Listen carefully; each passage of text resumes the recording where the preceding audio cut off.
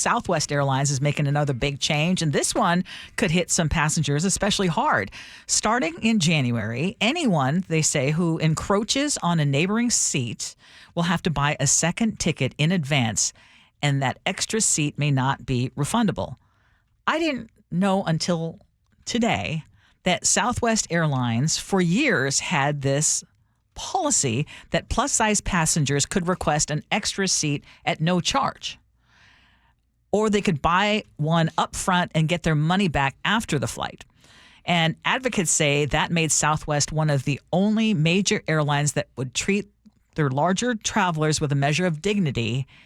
And now groups like the National Association to Advance Fat Acceptance are calling this a devastating reversal.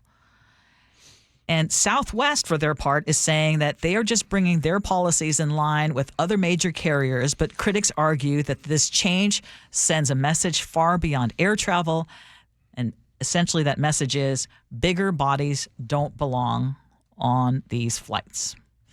What do you think? No. I'm going to you first.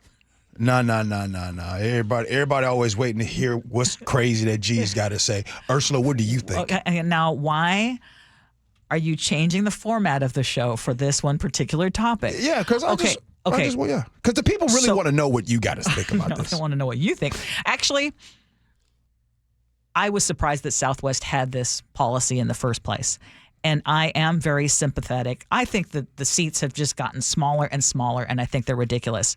And I think that Southwest put themselves in a position, in a category of their own, and were lauded for things like this, which I didn't even realize. But also they had the free bag, which they changed, right? So one free check-in, which they've changed.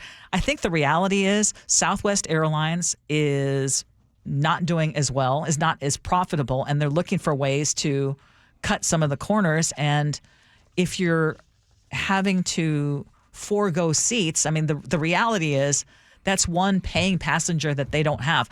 I understand how people who are plus size are feeling like, wait a minute, it's already so hard for us to travel, and it's so humiliating if I can't fit into a seat or I can't put the seatbelt on, and now these seats are so tiny, and now I'm going to make someone else uncomfortable, and I'm going to be bullied. Or, but on the other hand, I understand that Southwest Airlines, I mean, it's a business. It's a for-profit company, and you're losing. So wait, so I just want to make sure I get this clear. Are you okay? I understand Southwest policy changing. So you agree with it? Yes. Even though, like I'm saying, I'm being sympathetic. I am being sympathetic. The reality is they're losing a seat. Yeah, they are losing a seat.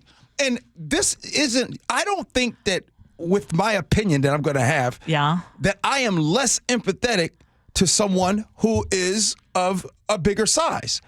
At the end of the day, Southwest is losing a seat, if you will, because you have that customer, let's say it's you or me or anyone else, you have that customer that is being invaded in their space. So, hey, I'm getting ready to fly from Seattle to Chicago on Southwest. And oh, by the way, this person is all over me in that seat.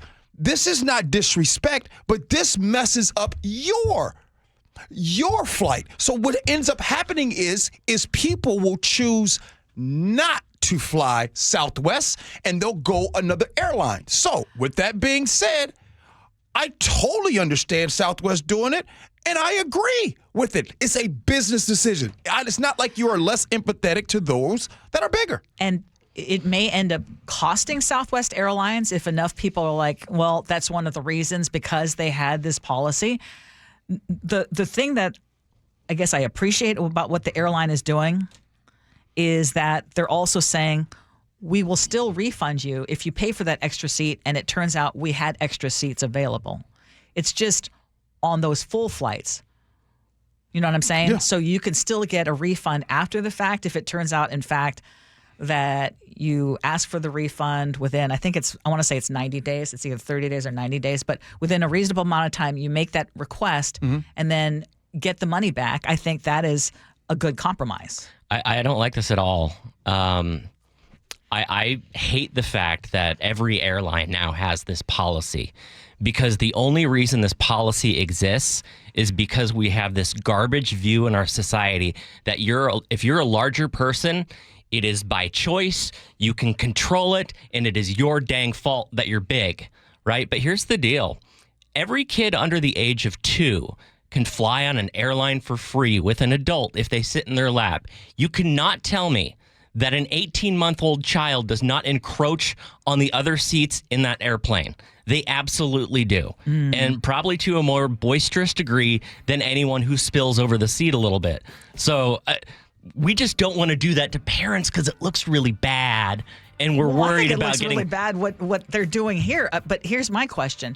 It's not just...